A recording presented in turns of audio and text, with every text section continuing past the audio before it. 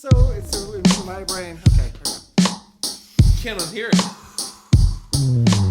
This is a show about the 500 albums that Rolling Stone says are the best, and we're gonna talk about them ad nauseum. This is a show about the 500 albums that Rolling Stone says are the best, and we're gonna talk about them ad nauseum. This is a show about the 500 albums that Rolling Stone says are the best, and we're gonna talk about them ad nauseum. This is a show about the 500 albums that Rolling Stone says are the best, and we're gonna talk about them ad nauseum.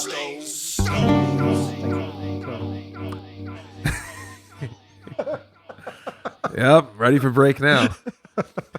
Who gets a real break? Welcome to the Backwards Beats podcast, plural. I am Carl Carter Fansteel. And I'm Dan Woodard. Still. And this is episode 4.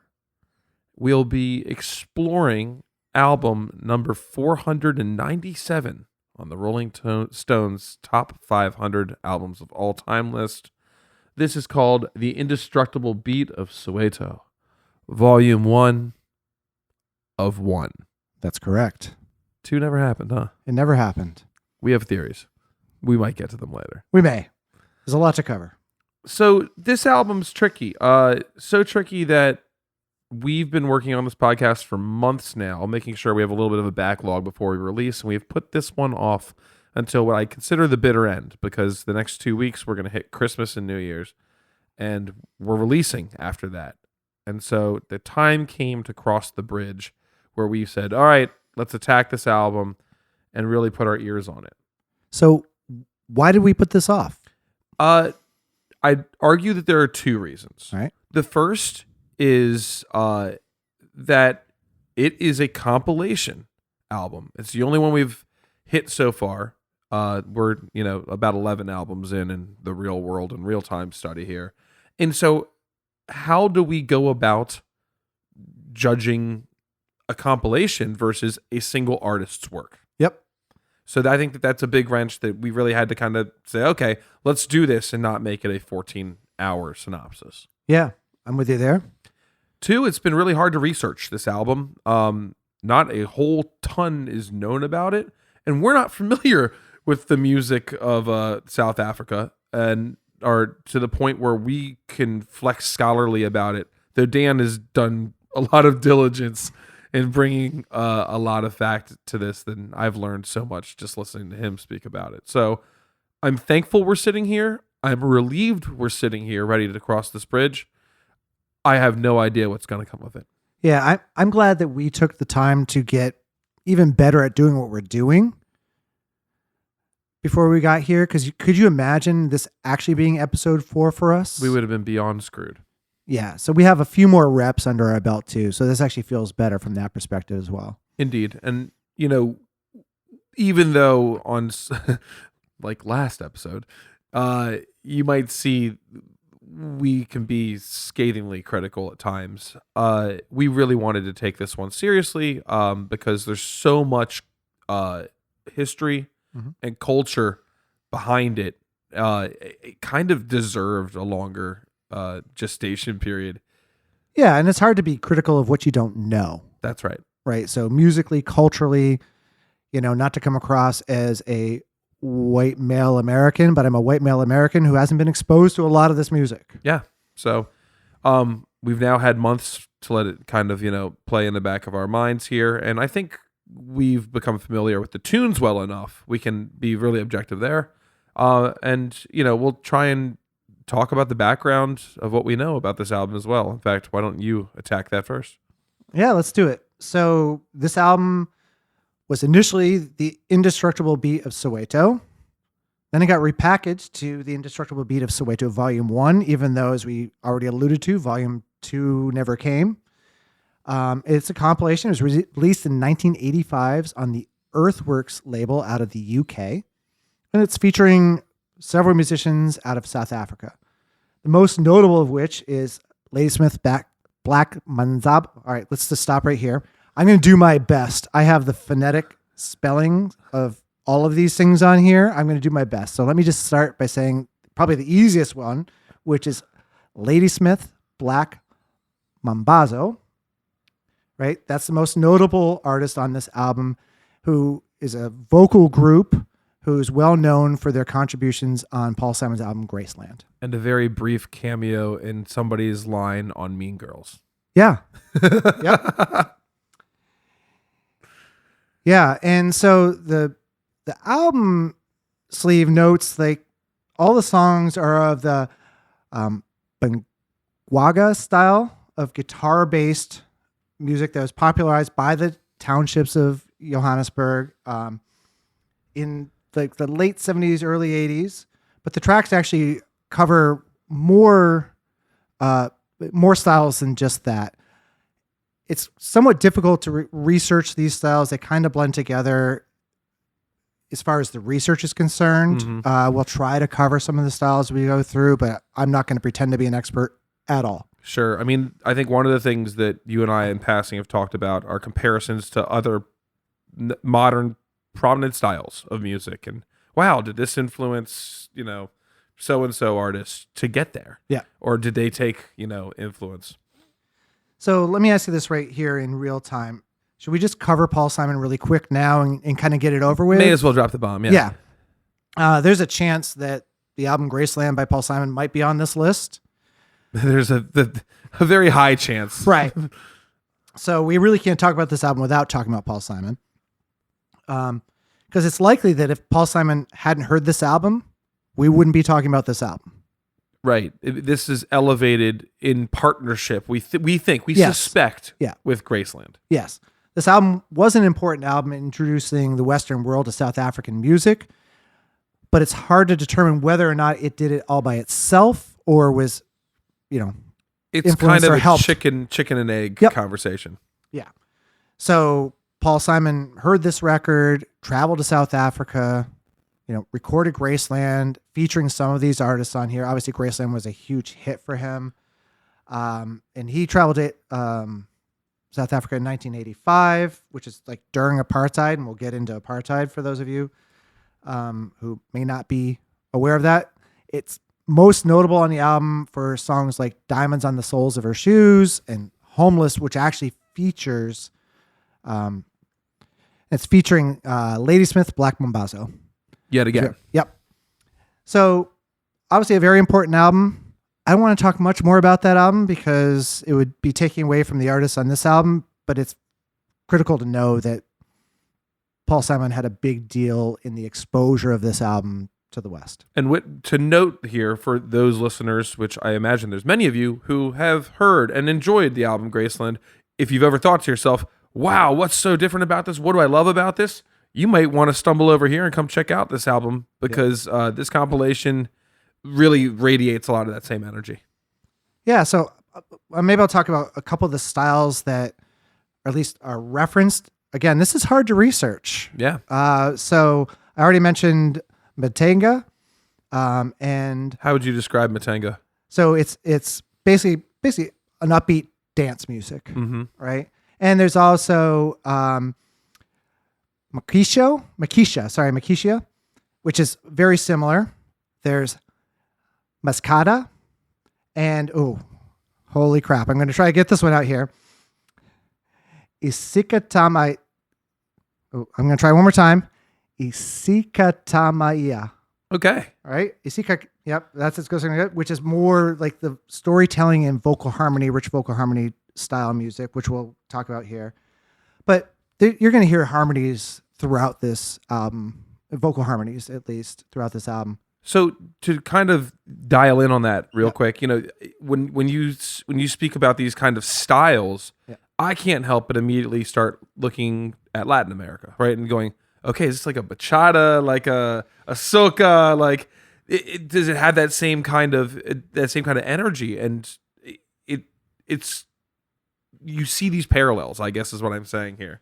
Yeah, because this music is obviously Western influenced but it's coming right out of African tradition. Yeah. And if you study, it's interesting. Maybe it's a Western thing, but Afro-Cuban music gets put together into one lump sum, which I All always, of the time. right? And you mentioned, obviously you mentioned soca, which is more of a Latin style, but there are definitely grooves in this album that feature that upbeat on on the 2 and 4. For you music dorks out there, I think it all plays off that whole like clave rhythm too, right? And it's which ones of those you choose. You don't have to have some cowbell whacking away at clave or some reverse clave the whole time. Right. But it's definitely the syncopation that you hear in the drums, right? The things that don't hit on the beat are signature of both Latin American music and what we've heard here, this, South African music, and honestly West African music too. I've listened to a bunch of that because that's West African music right now is a big deal. Yeah. I have DJ these dances at my wife's high school sometimes, and this past homecoming, I couldn't believe the amount of requests for West African music and people going nuts for it. The kids, the 16, 17-year-olds know every word and they're dancing, and it's very joyous, it's celebratory, and I'm thrilled to see it. Yeah, and that's one thing you could say about this music too. I think it always, to me, feels joyous. Yeah, one of the things that we commented on earlier is every one of these songs is in a major key. Correct. Nothing is like a sad Adele ballad. It's just everything's major. You'll get different time signatures. You'll get different tempos. You'll get different presentations of female versus male vocals, choral versus solo vocalists. But it always has this kind of underlying tonality of gratefulness, of happiness, of worship sometimes even, and a deep sense of originality and pride. Yeah, I agree. And maybe we should talk about Soweto in general. Yes, please. So Soweto is actually a township of Johannesburg. It's actually an abbreviation which just stands for Southwestern Township. You probably may also hear of it as the Orlando Township. That's what was initially formed back in like 1931 when the nation started beginning racial segregation. Apartheid officially was sort of formed in 1948, which is a system of racial hierarchy where they basically put white people in charge, only ones with the power to vote, and basically cascade down from there. It was a pretty brutal and oppressive regime. It was like systemic. It was systemic racism and essentially, financial slavery. Absolutely. And so Soweto didn't get its name until like 1968, but it received global attention in 1976 during what was referred to as the Soweto Uprising or the Soweto Massacre. And this really started as a peaceful protest by around 10,000 students. And they were basically incensed by the fact that the government was starting to enforce the usage of Afrikaans as the primary language in education. And the students believed that English was a more appropriate language as it was a global language, and Afrikaans is not an indigenous language to Africa. It was forced upon them. Right. It was brought in like the 1700s by the Dutch and created around then, and it was the language of the oppressors. Yep. In their mind. So that was the protest. It was peaceful at the beginning, but they became violent when the police opened fire on the protesters, many of which were children. And, many people were murdered in this protest. The range of deaths go up to about 700 people were killed, but the most common number that I was able to find was about 176 people killed, which is plenty of people to get killed. And the most famous of which is a 13-year-old boy by the name of Hector Peterson. There's a very famous picture of him being carried, dead, down the streets, which is a pretty powerful picture to see. And it really just shows he became a symbol of the brutality of apartheid. Yeah. So that is kind of where this music originated as street music. Yeah. I think the big twist here, right? Mm-hmm. And you can see it in the title of this album, right? The Indestructible Beat. And what we were just saying, the feel of the album, this doesn't feel like Rage Against the Machine. This doesn't feel like protest music. No.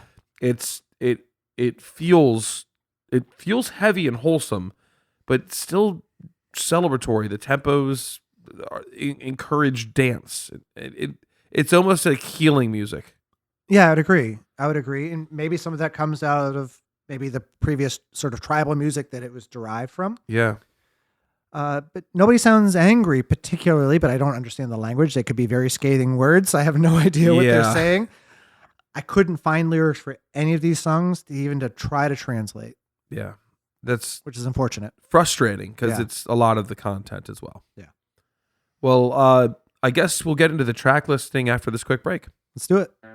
Backwards Reads Podcast is brought to you by 100 Bugs, because you never know when you'll need 100 bugs.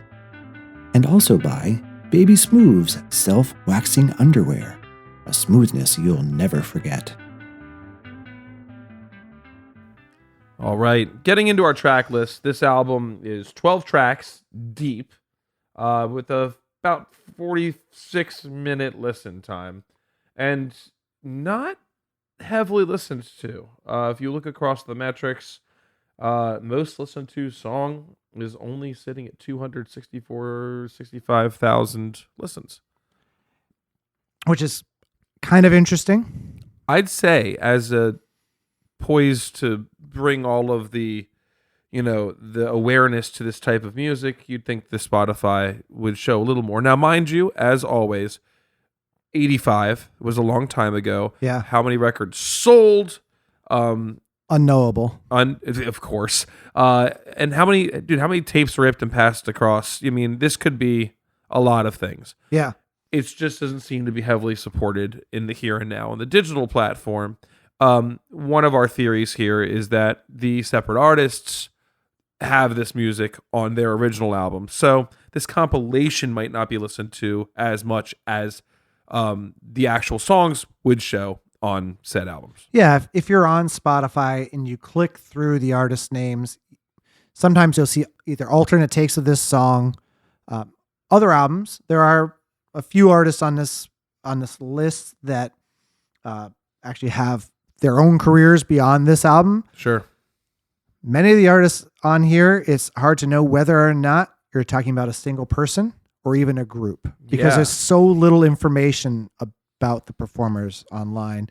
And when you click through, some of these artists have 1,200 listeners per month. You know, I think that's maybe the lowest that I found on here. So give us some slack if we're not as knowledgeable about this music, but we're trying our best. Indeed. And I will try my best to say the song name. Song number 1, Awan Gulabele. Very close. Awan Gobalele. Gobalele. Now I'm going to completely butcher the artist's name, but I'm going to go for it. Udo Ketela Shang Namayaha. Woo, well done, sir. That's the best I'm going to come up with. I'm sure my pronunciation is terrible, but that's at least phonetically how it comes out. Great. Look, it just starts off in a great vibe, as many of the songs here will, with this cool guitar lick.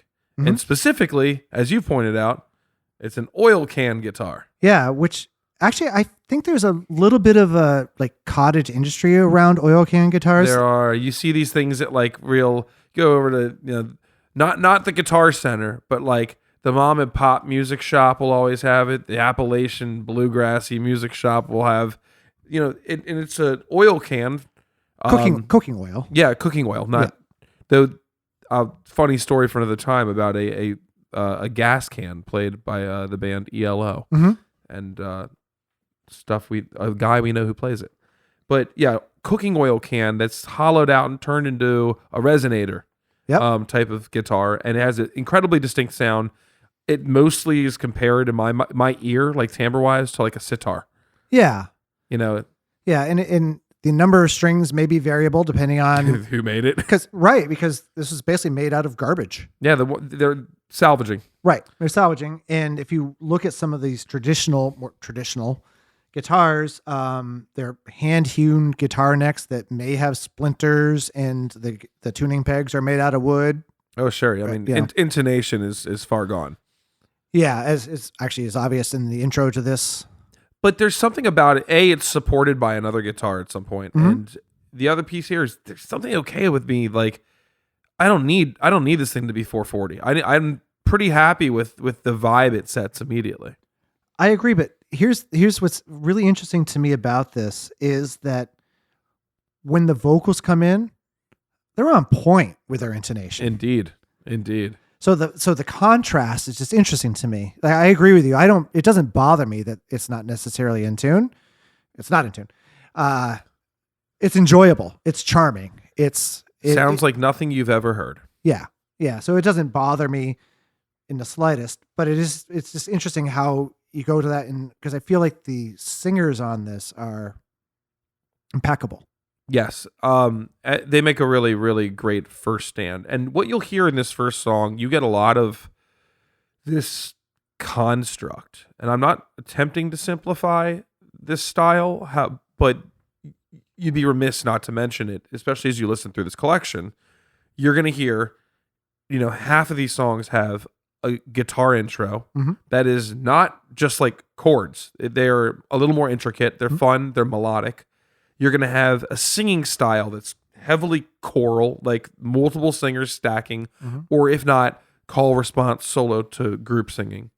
But most importantly, you're going to get a thick rhythm section and some sort of an ostinato, some sort of repeating pattern that does not stop throughout the course of the song. Yeah, most of these songs are 2-chord songs, maybe up to 4 chords. Infinitely loopable. Yep. A DJ's dream. Yeah, and the call and response is certainly makes sense culturally, right? Because if you're coming from a more tribal nature, that call and response is, I'm here, right? Sure. I hear you, Indeed. right? That's really where that came from. It was survival. And so it was really an important part of that culture. It found its way into the United States, obviously, with early, slave music. Absolutely. And in churches, worship. Church and blues. Call and response all day long, blues all day long, jazz all day long. I mean, anthem rock. Right. Right? I mean, listen to Come and Get Your Love. Yeah, right? Exactly. And so the keep your ears open for these cues, because you're going to hear this throughout the course of the album, which, I think made this more challenging of a listen for us, because it's easy to get mixed up when you don't have a language like storytelling to hang your hat on. You're just kind of remembering a pattern and being, oh, okay, which one is this? Yeah, and there's no verse or chorus in pretty much any of these songs, with maybe the exception of one song. Yeah.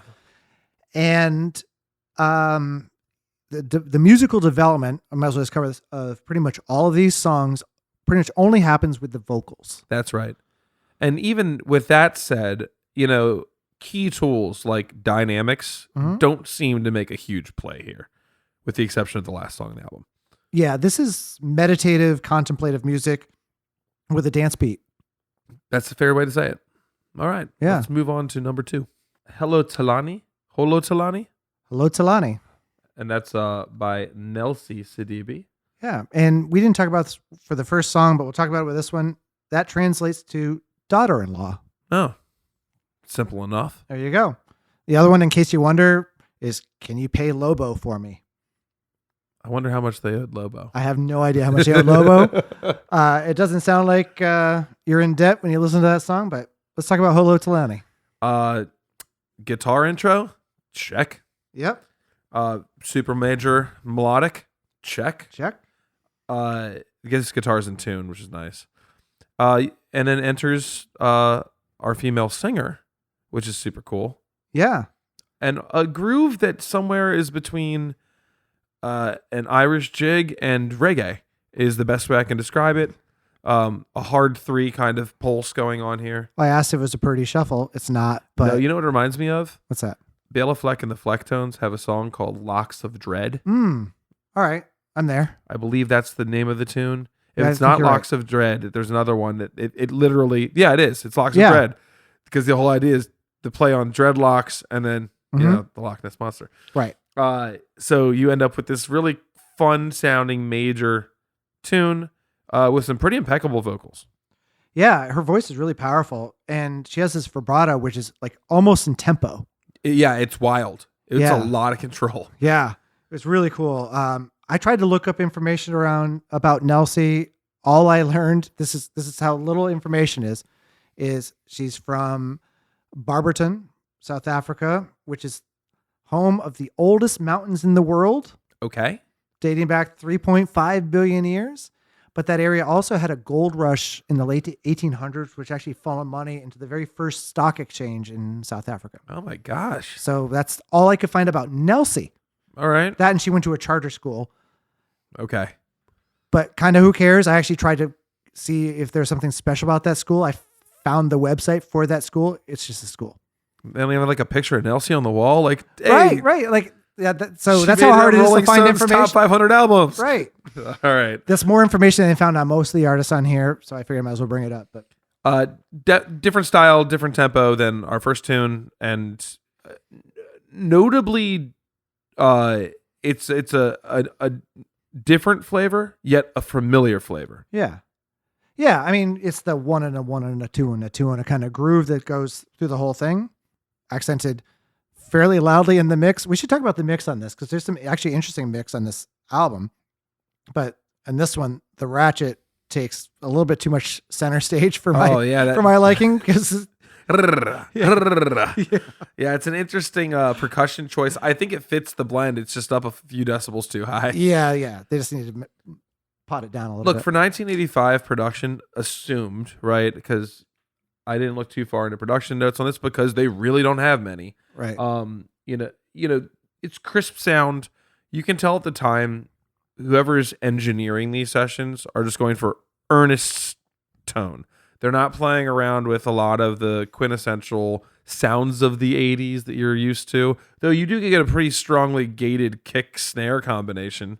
Yeah, but other than that, or even guitar wise, other than maybe some chorus on the guitar, it's pretty much clean guitars, clean bass. Yeah. There's really no effects. If you asked me when these songs came out and I was oblivious, I don't know that I could pinpoint 85. No. Because there aren't any artifacts of the 85 sounds in there, right? Yeah. So, you know, you see Behringer's releasing a whole Lindrum synth rack right now. No. It's about to, it's on the back of like all things Stranger Things soundtrack. Got it. But Which makes sense. But that's that, you know, a lot of that sound. This sounds nothing like it. No, this does not sound like Stranger Things. All right. Moving on. All right, our third song, Kude Manakiniki. Which is performed by Umahalatini Nabo. Did you get a translation on this one? Oh, for the name of the song? Yeah. Stands for Fair Fight. Oh, yes, indeed. Yeah. Which is funny because Fair Fight, once again, is a title that, if this was coming out of the American camp, would not sound this funky, groovy, and laid back. This is a fun, catchy, like bass line that comes in. This feels like a joyous song, not about a fair fight. It feels like a Motown song initially. All right. Doesn't it? Yeah. Like straight, like kind of like the way the bass and guitars are going until the groove falls in. You're like, all right, man. You got some James Jamerson in there. It's just, there's a lot of funky, jazzy freedom here. Mm-hmm. Once again, all things major. And kind of it's like a pop rock, but also like steppers reggae, you know, like feel. Yeah, and the vocalist, I'm not going to say his name again, but he has this nice tenor voice with a bit of a rasp to it, which, again, here's another call and response. A lot of these songs have call and response that go back and forth here. But one thing I like production-wise here is the panning of the two guitars. Oh, yeah. The guitars are almost call and response in the way that they're going back and forth, which is kind of interesting. Again, very clean guitar sound with the exception of some chorus that's put on them, but yeah, it's nice. But what's also interesting about this is the call and response in this song doesn't really come in until the second half. It becomes really more proper. And I think the other thing that's interesting with this one is kind of that quirky keyboard. Indeed. They got they're really leaning into a synthesizer on this one. Yeah. And they're not ashamed of it. And they're not afraid of the pitch wheel. And I think that pitch wheel, that pitch bending is neat because, you know, you can ask the question, did the vocalists mimic the pitch wheel or did the pitch wheel mimic the vocalists? I think it's the latter. I think because the keyboard becomes part of the call and response chorus at the end. So I definitely think the keyboard is inspired by the vocal style, because one thing that's really cool about a lot of these vocals, they're always very tight vocally, harmonically, they sound really solid. They're always well in tune, and they do a fantastic job. I couldn't even tell you which one does better than the other at being able to pitch bend together. Yeah. That's really hard to do harmonic. Incredibly hard. Yeah. A lot of hours of practice went into these. Yeah. And you have to appreciate the kind of songwriting. Yeah. Outside of that, it's going to be the same kind of structure, though, with the song really doesn't go anywhere. There's no bridge, or at least in a traditional sense as we'd see it. I think that of the first 3 songs, this is the one that really grabs me the most. Yeah, it's fun. This is the one, again, these songs, because they don't develop, right? They get into a constant groove. Mm-hmm. When we were talking a little bit before recording, I started like singing out the bass line. I'm like, I'm pretty sure it's this song. Yeah, you called it. And what's difficult about that is I've listened to this album 10, 12, 13 times, but just to try to get anchored in it, because again, the songs are repetitive, which sounds negative, but it's hard to grab onto the differences sometimes, especially given that it's pretty foreign to me. Indeed. Yeah. But so far, like, there's not a stinker yet. These are all perfectly fun pleasant tunes. No, honestly, these first 3, if you put them on to make breakfast and you're starting your day right, you're just like feeling very, Yeah. in the moment. And I think that's what it is, right? Like I said, this is like street music. I don't know if you watch any videos of this music being performed live in the street. No. It's actually captivating because they seem so happy just to be making music. And that's an innocence that, I would really pay anything to feel again. Yeah. Yeah. And I think this comes out in these songs, and I would encourage, actually, what do you think about this? So this album doesn't get a lot of plays.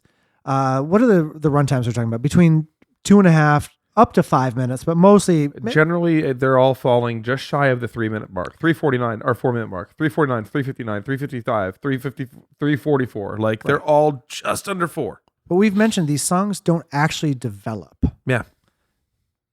Could you take 1-minute snippets of these and make these songs like TikTok hits?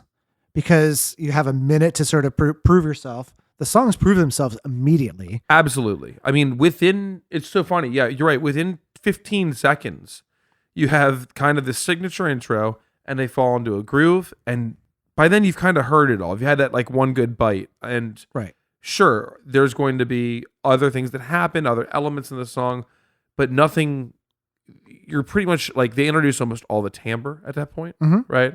And so, yeah, I think you're onto something here. I think for like, the more impatient listener right now and day, yeah, you can kind of get the gist of this in sub 1 minute. Yeah, especially since I don't speak Zulu, so Yeah. I don't understand what's being said. I imagine there's more meaning behind these lyrics and more storytelling behind these lyrics. I wish I knew what it was. I just don't. Me too. Maybe we'll luck out one day. Maybe someone will listen to this and be like, I will read it all to you. Yes. I'd be down for that. Yeah. Okay, our 4th track is Indoda Yayizi Ilimnyami. Oh, let me try this. Ilimnyama. And this is by Amaswazi Mbelo. Wonderful. I got the easy part on that one. Hey, look, dude, I'm trying my best. I didn't even phonetically do that one. I'm just going to go for this one. Hey, that's the way. All right. This one is so hype. Guitar intro? Yep. Check. Kind of really upbeat, new, funky drums. We're on our 4th distinct drum pattern at this point. Yep. Which I dig. It's still an upbeat snare thing, but it feels like American funk. There's like a hi-hat, like 16th note thing going on. Okay. In my mind, initially, like it's influenced by, I guess, like there's nuance to the hi-hat. How about that? Like disco and modern funk at the time. I feel like that this is weighing in on it. Yeah. And there's other elements that you hear if you were to like pull from like the Parliament Funkadelic bag of tricks, like the weird vocal processing, the metallic sound that comes in later. Yeah. What is that? What is that effect that they put on? So it comes in with a chorus singing here, and it actually features, which is very common in African music, these avular trills, which is really just a way of rolling your R's. Yep. And he uses it every time. It's the fourth part of this pattern. Yep. But he uses so the only way I could see it is I could see like on my micro Korg synthesizer, there's something that says Robo. It's like the thing that Daft Punk uses. It's like the intergalactic planetary effect. Correct. Yes. Intergalactic. I was wondering if you're going to go there. Yep. That's what I hear on this wait for voice. the algorithm to pick that one up. Well, hey, at least we've mentioned a few artists now, because usually one of the things we do when we record these podcasts is we try to make connections between the current artist and other artists. And this is a bit more of a challenge. Otherwise, we can say Paul Simon Graceland 500 times. And actually, these guitars sound like Graceland guitars. 100%. But so we actually have, I've been trying to keep track of how many different artists we mentioned. We haven't mentioned many, so we might as well say the Beastie Boys. Yeah. Blowing it up for intergalactic planetary. That's that vocal effect. Because if you look at our show notes, you'll see all of the referenced artists in the show notes, and they link straight to the Spotify tracks or artists that we speak of. So we're going to try to name drop people as we can, but this one's a little bit difficult for us. It is, but there's a lot here, and musicians are musicians. We all pull from somewhere, right? Mm-hmm. And so it's nice to have 4 songs, 4 flavors. So Indora Yayazi. Oh, I was ready to rock it out. Eliminyama. Eliminyana translates to the man in the black coat. Oh, snap. These are kind of cool song names, actually. So far, yeah. Yeah. If you were to lead me on the translations of these song names, right, and you were to go, okay, whose is this? Right. Think about all the wild bands you would say, okay, this is definitely a Feist album. Check. There you go. Not put another one on the list, baby. She's like, how did I get dragged into this? Here's the one piece here in this tune is they really lock into a vocal cadence, and I pretty much yawn and turn off my ears after about a minute. Yeah, and you could say that on a few of the songs on this. A lot of the songs. They start off, I'm like, I'm in. I'm ready to go. They catch you right at the beginning. It's almost like you got dropped into the middle of the song, right? Yeah. And then it just loops. Right. And that's probably, I'll even chalk it up to maybe impatience or just, we're just not used to that in Western music. Indeed. Furthermore, who's to say there wasn't an engineer and a producer pushing for all of this? And they're like, look, I mean, it's not coincidence every one of these songs is kissing the 4-minute mark by just a few seconds. Yeah. Like that was just by design, right? There's no way that happened 10 out of 12 times. Right. Or these songs normally go on for 10 or 12 minutes and they're like, there's skip no the way. intro, skip that thing. Yep. All right, we only need this singer to do this thing one time. I mean, as a guy who's produced a lot and had to clip, other people's stuff, this is very realistic. It could have happened. Yeah. We might be getting the purest interpretation. Yeah. Have you ever been involved in a drum circle? Unfortunately, yes. But yes, I agree with you. Unfortunately, yes. However, in the moment when you're doing the 25-minute, like whatever happens in a drum circle, run out of weed. Yeah. I can see why it's fun. Right. And it's fun in the moment. And I can imagine these songs at 12 minutes when you're there in the moment in a live setting and you're dancing and you're just doing that and you're it's like hypnotic. Sure. So I think that's what you need to, like, I would recommend anyone just close your eyes and listen to this music and try to put yourself in a space. You can't treat it like your favorite pop song. It takes a different set of ears. You don't hit the chorus within 40 seconds. No. Or ever. You hit the chorus within 2 seconds. Right. So nice little lesson learned there. Yeah. Weighing in Song number 5, Amota Yini Wamkulo. That was beautiful. the best I've man. done. It's the Yeah, best that I've was done. that was beautiful. And wait for me to get through Malatini and the Mahotela. There you go. I'm going to do this again. I'm going to get this right in one shot. Malatini and the Mahotela Queens. Nice. Well done. And they are actually a South African. There's a little bit of information. You can actually find them on Spotify. They actually have a pretty deep discography. So here's some people When you say deep, like 6 albums or like 16 albums? like 20 odd albums. Oh, good. Yeah. Yeah. So they're a South African musical group, and they're known for their blend of styles, which is the Mtube style and the isicathamiya. There we go. Styles, which are basically different traditional Zulu sounds with modern influences. And the group is led by really the baritone voice of Mahalatini. There we go. Also known as the Lion of Soweto.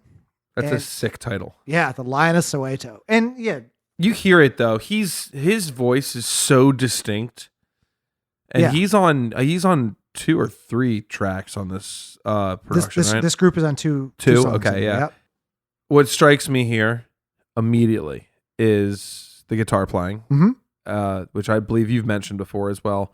To me, it is like Jerry Garcia got a seat in like a bachata Latin band. All right, I'm there. To me, it absolutely feels. There's no way there was not some sort of communication of borrowing of music from Latin America here. It just I don't know what it is. It might be the chord progression 111 111 555 111, right? Yep. It has all of the little Latin percussion elements that I've been used to over here with my limited experience playing a little bit of Latin jazz, but like the güiro, just kind of playing through, and that 4 on the floor stomp that is just drives a dance floor, right? Yep. Yeah, and the vocalist, right, the Lion of Soweto, he has this deep, raspy voice. Oh yeah, this is like the Tom Waitsy character. Yeah, I mean, but he commands the room. And what's all right, I'm just gonna go ahead and say this. So you will hop into this song and you are hooked. Oh, I was smiling. And it is so good. But again, to my Western ears, it never changes. It doesn't go anywhere. It doesn't go anywhere. Not just this song. All of these songs. All of these songs. And so I would encourage you to listen to this with patience because it's fun. We've been pausing. This is the only time we recorded this podcast, and we've paused between every song. Just to refresh the ears. And the reason for that is that, again, these are joyous songs, and every time we start, we're always like, yeah, and we're like grooving It's this to it. one, yeah. This one rocks. But then 3 minutes in, it's like nothing's happened. And maybe that's a bad attention span. Maybe I'm spoiled by Abacab song form, and maybe I'm spoiled by that. Sure.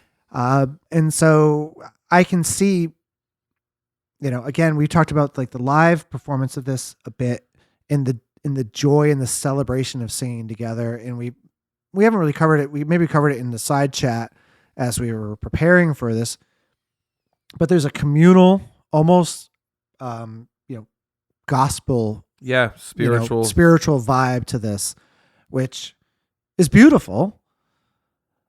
But if you're expecting a song to evolve into something else, you're expecting, a mutation of a part or a recapitulation of a theme or anything, not happening. Yeah, and that shows some growth that needs to happen on our behalf too, which is makes you feel a little vulnerable. You're like, okay, can I not listen to this? It's like that old Mark Maron bit about like, but I need to understand Captain Beefheart. Right. Yeah. There's keys you unlock, and I don't.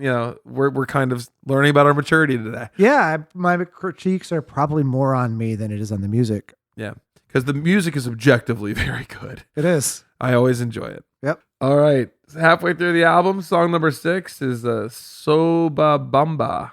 Soba Bamba by Udukatela Sheng Namayaha. Who also penned the first song on the album. Correct. And this song is instrumental. It is. And we start again with the oil can guitar. Indeed. Also out of tune. Yeah. And then we come in with some dueling fiddles, for which intonation is not the primary concern. You know what this is to me? This is like so like folk Appalachia fiddle style. Yeah. You know, like, but with like this hard floor 4 stomp yet again that drives it. Just like you'd imagine a fiddle player, you watch like legit fiddle players, they're crushing their heel, right? Yeah, they're not bad at performing, but I bet you the strings are probably, 30 years old on these fiddles. Yeah, one of them's a guitar string. Like. Yeah. This is Jack dancing on the Titanic. Oh, paint me like one of your South Yeah. Eastern African girls. The song actually kind of rocks in the sense that I think that the tempo for the instrumentation is really nice. Yeah. Because it kind of just moves at a really smooth walking pace, and you get a ton of movement in the fiddles, I want to say. It sounds like 2 are playing over each other, right? Yeah. Yeah, if you put headphones on, you hear them left and right Oh, panned. they're panned. Yep. Good. Yeah, I mean, did we mention this is instrumental? Yeah, I think so. Okay, all right. This is instrumental. It's a fun song, seeing this live. I get some Irish jig vibes too Absolutely. to this. I think that this is a nice little breather in the center of the album. It is. Literally. Peaks in at 339. The people gave it 154,000 listens. Yeah, I can see why, because again, like the rest of these songs, it doesn't change. And you lose the melodic stuff in the vocals that vocals so far, in my opinion, are the strongest suit of all things going on. Yeah, they're And this beautiful. is coming from people who don't understand the language. We still love the vocal performances. Yeah, they're fantastic. And I don't think there's any bad musicians, playing on this either. Even the out-of-tune fiddles are well played. It's just, You know how bad I would sound on an oil can guitar? yeah. Yeah, if I'm playing with a piece of garbage, essentially. Yeah. Yeah. And it's just like, this is impressive. Yeah. The drive to make music. Yeah, there are real instruments on here, but we're talking about these specific things. But And, well, they have all the character, right? Yeah. They're the stuff that your ear's not used to hearing. All right, on to the latter half of the album here. We have song number 7, Kauai Lela. Yeah, this is performed by, oh my gosh, something I might be able to pronounce. Moses Bachunu. Oh, wonderful. And this tune is the first on the album that starts with a vocal. Yep. Hooray, we've broken the spell. Until, of course, a guitar comes in after his first patches. Right. But again, it's fun. As I mentioned before, we've been pausing to kind of re-listen to recenter ourselves here. And I had stepped away and it came in and the song was on and I was grooving immediately. Yeah, and it has all of the joyous canter you'd expect out of this, every song on this album thus far. This pattern does not end. Simple chord progression. It's a 1-4-5. It just feels good. The beat is like Footloose meets Bloody Sunday. Like it's an odd drum beat where they put the upbeat, and so it has a different kind of feel and energy to it. And I don't know, it's something about that beat. The drum beat in this song screams 1980s to me. Yeah, but what we're talking about with the groove is a lot of the grooves that we've heard. They're playing of just like 2/4 grooves, but there's a lot of grooves that are 1, 2, and 3, 4, and 1, 2, and 3, right? And this is 1, a 2, 3, a 4, right? Yep. The And- same kind of phrasing you'd find in like that Dexy's Midnight Riders, like you tung tung tung tung. Did you really just quote "Come On, Eileen" in this one? I told you I'm gonna fill us with content, baby. All right. Pick it up, machine. Fun tune. He's singing our fiddle from last song makes an appearance, and you mentioned something actually that we hadn't mentioned yet on this recording. Yeah. So this song features spoken word, which actually several of them do. We've glazed over it, Yeah, and it's not spoken word like I'm rapping or rhyming or everything. We're just talking. I'm not hearing rhymes, and even though I don't know the language, I'd be able to at least hear Like they're not going after any like cadence that feels like, particularly musical or to time. No, it feels kind of preachy, potentially. I mean, it's not like dramatic like preachy. It's conversational. It sounds like it's encouraging or, Yeah. We didn't mention the translation. The name of this song translates to "Leave Him Alone." Ooh. Maybe that's what he's yelling about in the middle. Yeah. Hey! Leave him alone. Yeah. Why you gotta do that? All right. Just leave him alone, man. Let's play some fiddle. Right. Hey, yep. And there's fiddle on this. This is in the background and mostly improvised. I think that's why I went for the Dexies, by the way. It's the fiddle. Yeah. Is that why? No. It doesn't sound like... It doesn't sound like Come On Eileen. It does not sound like Come On Eileen. But I like the fact that you left it ambiguous for those who do not know the artist, Dexys Midnight Runners. Yeah, I wanted to open on the name. Yeah. I saw a live recording of them the other day that someone sent me on YouTube. Mm-hmm. It was horrid. Of them performing it? Yeah, I read it had something up there. The singer was just like, I'm so sorry, buddy. From back in the day, or is this like... No, like back 3 in the months day. ago? Like Okay. in the middle of it, thought he was the ish. You know? All right. So it's not like he's 73 years old. No, trying to he was rock just it out. bad Okay. then. Yeah. Apparently he had some issues, but anyway, they will not likely be making the cut of the top 500 Well, they only have albums. one song. Well, in that case, we better kiss Fountains of Wayne away while we're at it. That'd be an interesting list, right? The best. I'm sure there are lists out there of the best one-hit wonders. We could create that if someone doesn't steal it first. I'm sure it's already there. I'm sure if I went on YouTube, I could find it. Well, I discovered the other day Rolling Stone does have a top 500 songs of all time. Mm-hmm. And I think I just heard that in passing on the radio or something. I was like, what'd they say? Yeah, let's start another podcast. Stay off that. Right. Stay off that. Anything else on this tune? No. Great. Let's grab a break. Life is full of surprises. One moment, everything is fine, and the next, you desperately need 100 bugs. Don't get caught unprepared. 100 Bugs is here to ensure that you're ready for anything. Why 100 bugs? If you need to prove a point, bugs.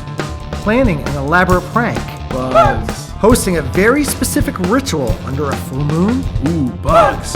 and you want to show your enemies that you're serious. Bugs. Whatever the situation, 100 Bugs has you covered. And for a limited time, order now and get 112 bugs. That's 12 bonus bugs for when things get really unpredictable. So what's included? 50 premium crickets. Loud, proud, and ready for action. 30 determined ants. For your projects that need structure. 15 mystery beetles. You don't choose the beetle chooses you. 5 dramatic spiders. Because every plan needs flair. And 12 bonus bugs. We won't tell you what they are, but they're included for free. Act now, supplies are limited, and life's next bug emergency Is closer than you think.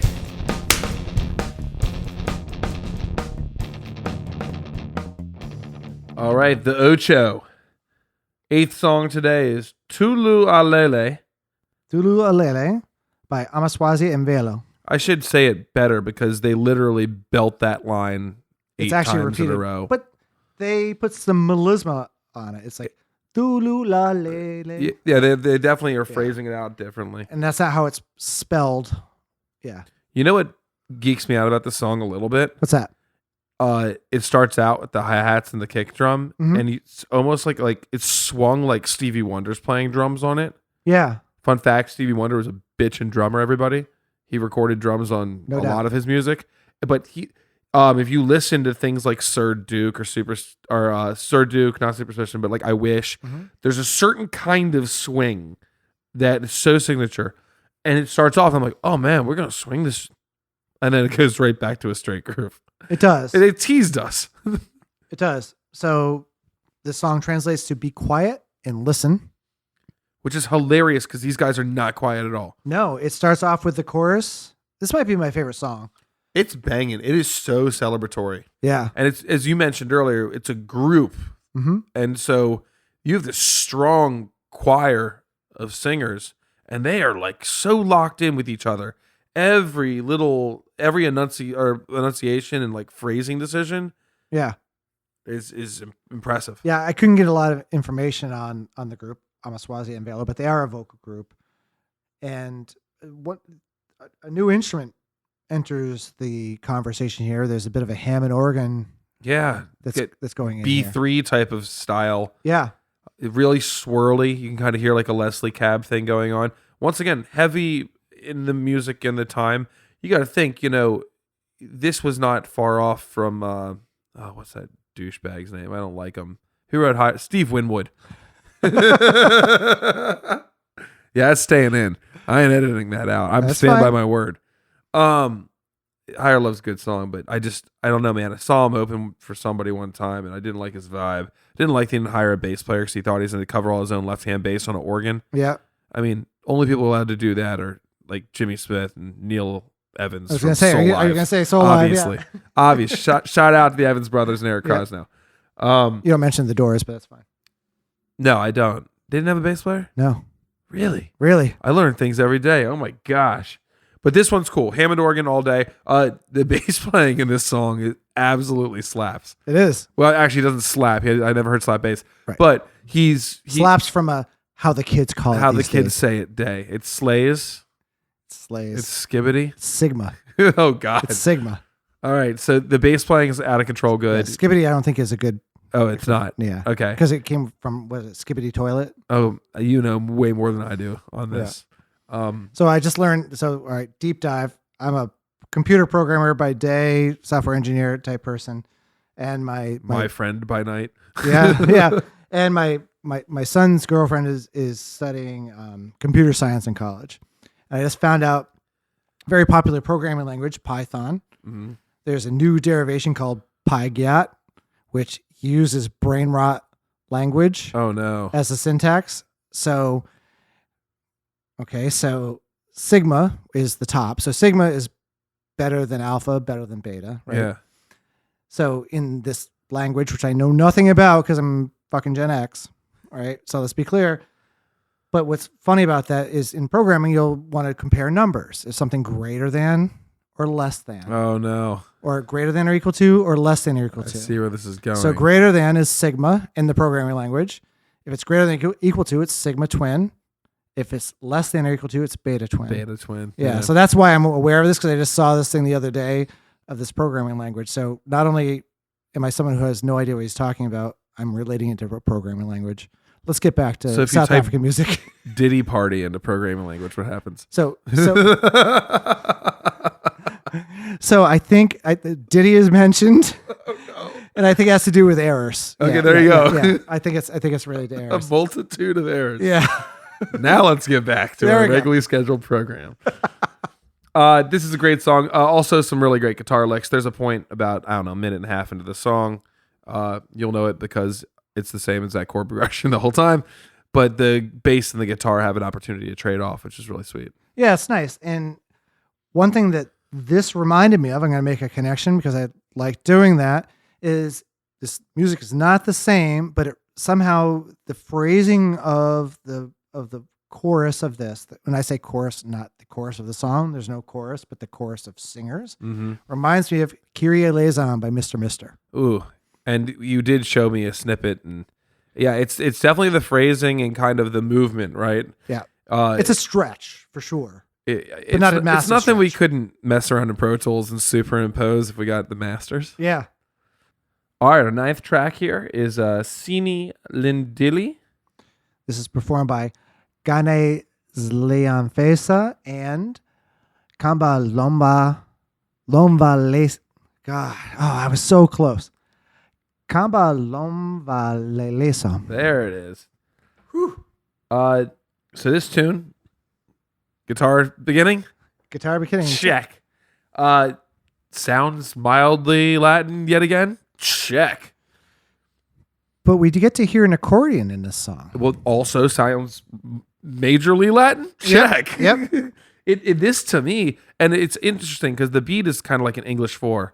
So it means they're playing, the eighth hi-hat, tick, tick, tick, tick, tick, and they're throwing the snare drum, which is just a side stick in this case, on the 1 and 3. So you have klacka, klacka, klacka, klacka, right? Yep. And it kind of drives the song. To me, the way it's played, it feels like a horse hooves just trotting along on a street. right? It just has like kind of a prance to it. The way you visualize that for those who can't see what he did, I was almost getting Monty Python vibes. With coconuts. The coconuts.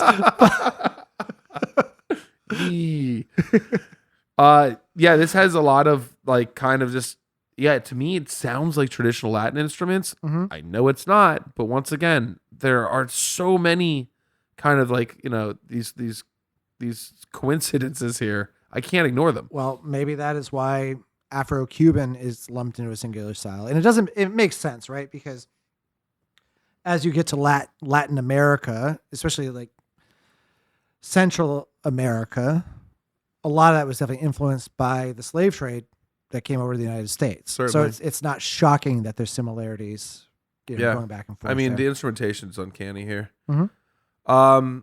Production wise, this is not one of the heights of the album. If you just listen solely for production, it's a little grainy, it's a little gritty, which I do think adds to the authenticity of all of this. Yeah. Again, I would almost rather hear these because these are, for the most part, pretty clean recordings. Yeah, impressively so. Yeah. I would almost rather hear these live in the street. Yeah, this one channels a little bit more of it. The singing is delightfully pitchy. Yeah, this is the first one where the intonation of our lead vocalist is, again, not a priority. This one also, unfortunately, loses my interest after about 45 seconds. Yep. Anything else? Next. Tune number 10 is Ngikambange Gikeda. And this is performed, again, this is another performance by Mahalatini and the Mahalatona Queens. And of the artists on this, we mentioned before, and it's worth looking them up. They have a pretty substantial catalog of albums. If you look on Wikipedia, like 20 odd albums, not many of them have references or links. They're listed, maybe with maybe a half dozen that are in there, but they're considered pioneers of, South African music, and we mentioned the Lion of Soweto. That's just bringing us back. I feel like it's important because we're butchering these names as we're saying them. So we mentioned the Lion of Soweto before. We get the Lion of Soweto back here with his like growly, raspy voice. And really they became famous in the 80s, really being ambassadors of South African music during the apartheid era. And fairly well celebrated, even though if you click through on Spotify, you're only going to see like 1,400 listens. This is one of those you had to be there scenarios. I think you had to be there. And I think it's a cool pairing. You get, this like kind of like raspy, singer male, and you get the three like female singers. Yep. And a solo female voice. Yeah, totally. And so you have a lot of range, which, on something that's having a little trouble being like very 3D for us right now. I think that range is something that's a breath of fresh air. Yeah. Though I will say, when you're hearing her sing so solid and so pretty up top, and then he drops down 2-3 octaves. Whoa. And that's kind of the timbre. So it's like of when his voice. Shaggy drops in on Wasn't Me. You're just like, what? It's like, you just don't expect this kind of like, it's not the same voice at all. So you're adding Shaggy to the list? I just got that in there. Okay. Yeah. You're welcome. Right. It wasn't me. You know how many times I quote that? What? It wasn't me. It wasn't me. You just walk into work and you're like, but she caught me on the counter. Wasn't me. The band in this song is too good. Yeah, this feels like a more this is probably the most polished band on the album. I feel like they hold in some session musicians for this one. Yeah. It's like, it's honky tonky, but it's also like studio level. It sounds like studio level Nashville players, doesn't it? Yeah, no doubt. It also, I couldn't help, but it reminds me of me and Julio down at the schoolyard. And that was more in the if you listen to the vocal phrasing, the way it jumps into the song, and then the harmony wall. Yeah. And I'm going to say that this was taken from these folks had the first idea, and I feel like Paul Simon definitely stole this cadence. Very well might have. Not borrowed, not inspired, jacked. Yeah. But the one thing with me and Julio is it has a mistake right in the beginning, Truth. right? With that chord. It just kind of quacks at you. Yep. Yeah. There's no mistakes. No. And look, throughout the course of this entire compilation, Mhm. there's just not mistakes. Yeah. None that I've heard. In this song, actually, we get a bit of a guitar solo in this song. Totally. There's the whole thing's kind of doing he hits like that cool like minor 7 over the major thing. Major song, of course, again. For the player out there who likes to listen to like the Johnny Cash, Hank Williams inspired, early day country Telecaster playing stuff, you'll be chuffed by some of the stuff you're hearing in here. Yet the guitar production is totally of the time as well. Chuffed or overjoyed? No, chuffed. Yeah? Yeah. Why would you be chuffed by it? Does chuffed not mean what I think it is? Chuffed isn't positive. Oh, I thought chuffed was great. No. Oh, I watched the Great British Baking Show, and when they get like a handshake from Paul, they're like, "Oh man, I'm so chuffed." I'm pretty sure chuffed is good. What's the computer say? You're right. You're right. I'm wrong. I'm proper chuffed. You're proper chuffed. You're proper chuffed. It's funny. I've only heard it in the negative, but you're right. Okay, good. Yeah, What is the description on it? Very pleased. I am so chuffed. Congratulations. All right, let's finish this Carla album is off. better at English than I am. Proper. At proper. Yes. Not the Queen's English. Not the Queen's English, sir. All right, we're getting towards the end here. We have a nice little instrumental, our second instrumental on the album here, Joyce number 2. Wait. How did you do that? What? How did you pronounce that so mellifluously? I practiced. Thanks. You practiced? Joyce number 2? Yeah, who's it by? Johnson McCallihy. Ah, you see, you practiced too. Well, Johnson's pretty easy. So this tune, we have to. We are young men. This is like the runt of the litter here.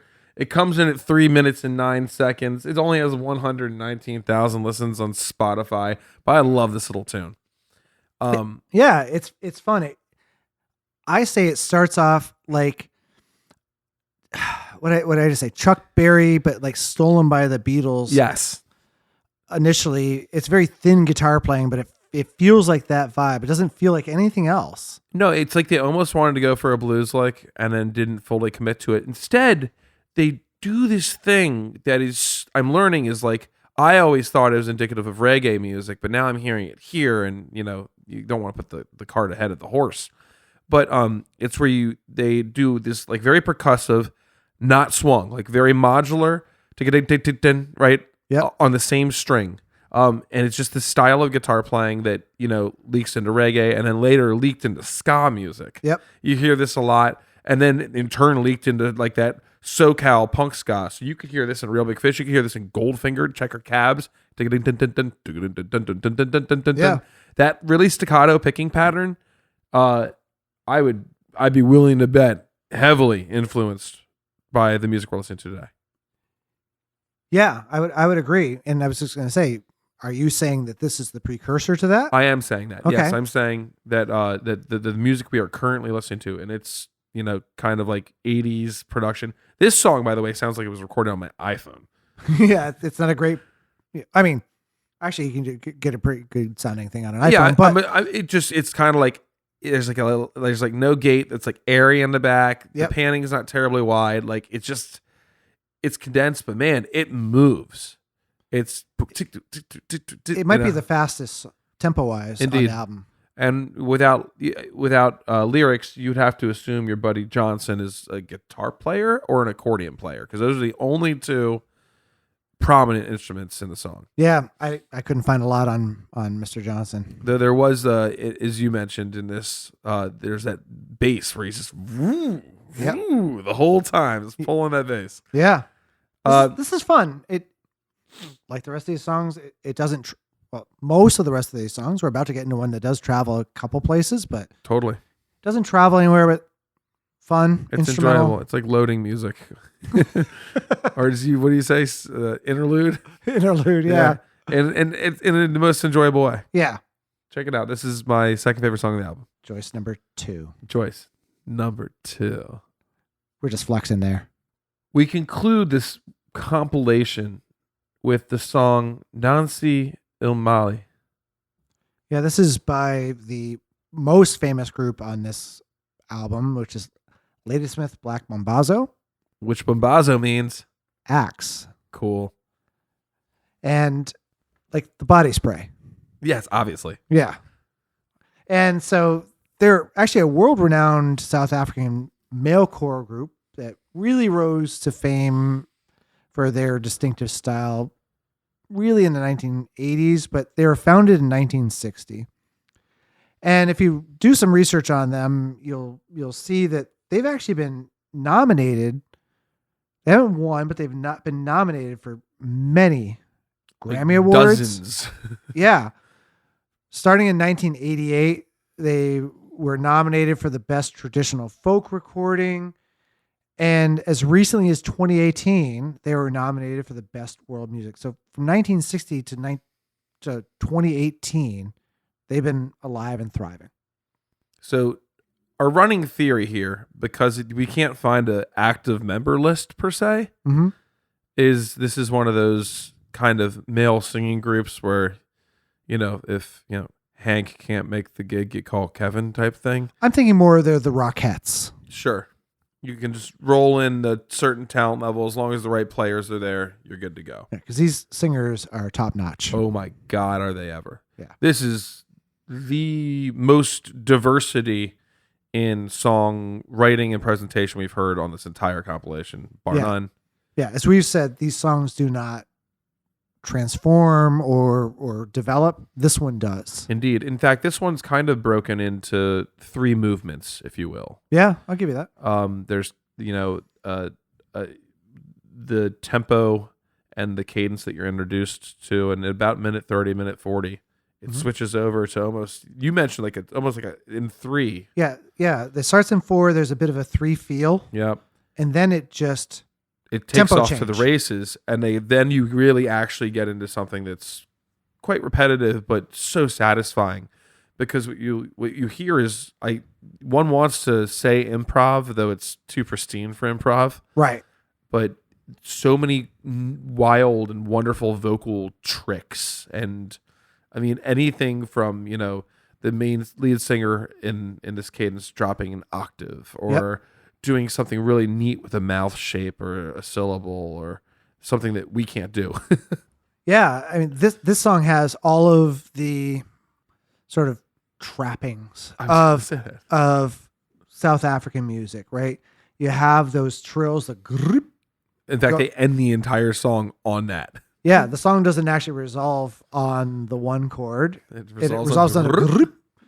It has that. It has this kind of yodely thing that I think they call the yelele, which happens in there. Shall I And- demonstrate? I can't. Yeah, I do it. absolutely cannot. What a We'll tease. timestamp it in the liner notes for you. What a tease. And there's that. And also most of these songs, I believe, are sung in Zulu. And this actually has, Zulu does have the click sound as an actual sound in their language, which happens at the back of the throat. And they're somehow singing that click, not frequently, but it definitely comes up several times in It's this. like on a one. I mean, it's Yeah. not just somewhere random. It sets a tempo. It's amazing. Yeah, and I wish I knew what the lyrics were. I wish I knew whether or not that click sound is the hard consonant starting a word or in the middle of a phrase. I have no idea of where it's coming in because it must be Martian as far as I'm concerned, because I can't speak Zulu and I don't know what the words are. But yeah, all of the elements in here, and these singers are world class. And I was say the obvious piece that we haven't said here is the harmony is unreal, and they move with each other fluidly. There is a focus on kind of singing the low fifth. There's a lot of lower layers supporting a melody here. Yeah. Traditionally in a lot of this American music that we write and play, you kind of stack up to the third and then either up to the fifth or third, the low 5 under and sandwich. This harmony very much feels like it's almost focused under, like to pick up your lead singer. Yeah, you're saying so the fifth is supporting. Yeah, low 5, and then you get an octave sometimes under that, or the 3 under that. So it's like a second inversion chord the whole way through. It's really, so really neat. It's basically heavy metal. I guess so. Yeah, the singing power chords. And bass, yeah. Indeed. Just Yeah, not at all. But yeah, there's definitely that. And so we mentioned this before, but Ladysmith Black Mambazo is the primary artist that's featured on Graceland by Paul Simon. You'll hear them in Diamonds on the Soles of Your Shoes, primarily, and Homeless. Am I making up the Lion King work as well here? Didn't they do work with the Lion King? I didn't see any references to that, but I can double check. I feel like they did. And if they didn't, it would be a crime against humanity, because the way that they open this tune will immediately take you back to some of this style. There's nothing by me doing a quick Control F on their Wikipedia that mentions Lion King. Yeah. The only thing that when I typed in the word LION was the reference that they had an album that sold 16 million copies. Wow. That's pretty impressive. Yeah. So this album, they saved essentially the best for last. On Spotify, We Are One from Simba Mhm. exists as their second most popular track. Yeah. I don't know why Lion King's not on here. I'm not sure if it is. And here it is. Look, from the Lion King as well. So there we go. So why isn't it on their Wikipedia? What the hell? Someone really botched up their Wikipedia. I spent hours and hours like researching these people, and I looked at Spotify once. there we go. There we go. It doesn't surprise me because yes, definitely the main what's the main song? Circle of Life. Sure. Right. And Lion King, definitely that opening and even the raspy voice, Of course. of that opening intro to that song. That's the 90s kid in me. You can't unhear that, man. Yeah. Even though it's a Elton John song. Can you feel the love tonight? So that concludes this work that you and I have been putting off for months. It's been the struggle bus, my friend. I'll be honest with you though. I feel pretty good about it sitting at the end of it. Like, I think we gave it a pretty fair shake. Yeah. Musically speaking, what's your overall? So actually, I wanted to express my feelings on this because I feel like the music on this album is actually pretty captivating in many ways. And it showcases like the vibrant energy and the talent of these artists. But we've noted, many times throughout this podcast that this music stays rooted in a pretty much singular idea. It doesn't develop in the way we're used to in Western music, but it's very apropos of South African culture. So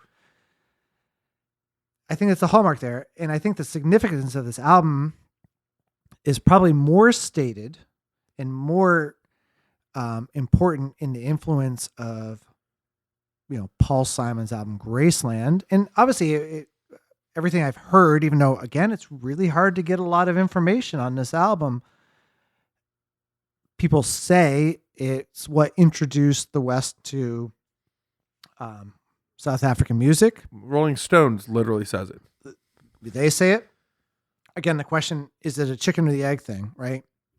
Is it Paul Simon heard it and now we heard it? Or we heard it and Paul Simon heard it? I don't know what the truth is. It doesn't really matter. But many of these artists are essentially unknowable outside of this album. Yeah. And they have sparse online information, limited streaming numbers. We click through and people have 1,400 listeners. Yeah. There's no biography on them. Obviously, this album came out, many years ago. Other than who we just mentioned, primarily Ladysmith Black Mambazo has like the most notable, following on here. And I think this music's really enjoyable. Yeah. Overall, musically speaking, I'm very, very happy with what I got to listen to. When you look at the collection as a whole, I don't see nearly as much diversity though as I thought I would see in a compilation or a collection. Yep. Like, I feel like you gave me the sampler platter here, but I got buffalo wings and boneless buffalo wings and chicken tenders. Right? Like not to be disparaging on the talent of the artist on here, but yes, Not I at hear all. what you're saying. I'm saying you gave me a lot of artists doing the same thing. Yep. Right? Yeah. And I don't know what else was there at the time to offer. With that said, if you ask me the question, would you hit it? I'm going to say I think there's probably better spots or better albums that could have earned a spot on the top 500 albums of all time. Yeah, I'm with you. I think people should listen to this record. I'll listen to this record again. I'll get this on vinyl because it's very enjoyable. And I think the effect it's had and, it's the access it gave people at the time is very important. And I'd have to say that if that's the case, right, is this list about influence? Is this list about like what are the rubrics that define the list? Yeah, because in a big way here, and it pains me to say, not give my big thumbs up here. Not that my vote counts for anything. Like, Doesn't matter. I want the best albums. You handed me a compilation of 11 of almost the same feel, and then one really stunning tune at the end.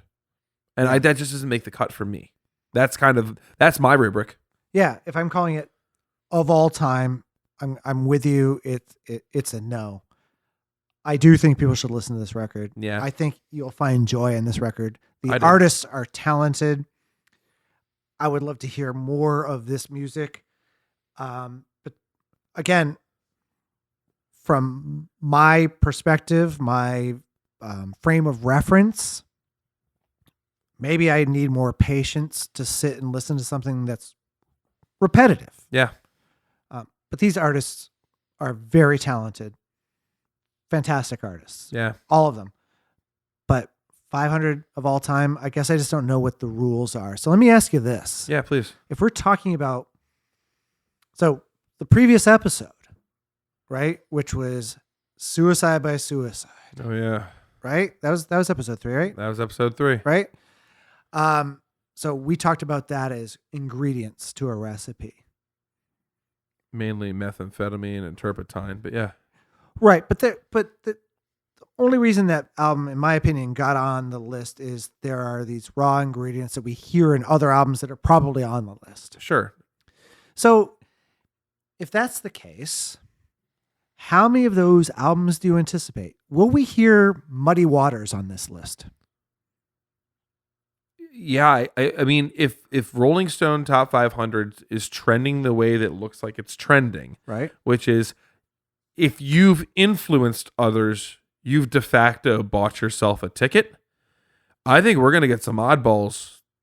Right. Yet and, to and come. maybe that's the eye opener for us that Yeah. we learn from this is it's not necessarily we're thinking is the albums that moved a generation. Yeah. And that's maybe the front of the list. But with that said, this is our podcast, so Yep. I don't care. Yep. I'm going to sit by my decision. No, thank you for this list. Yeah, indeed.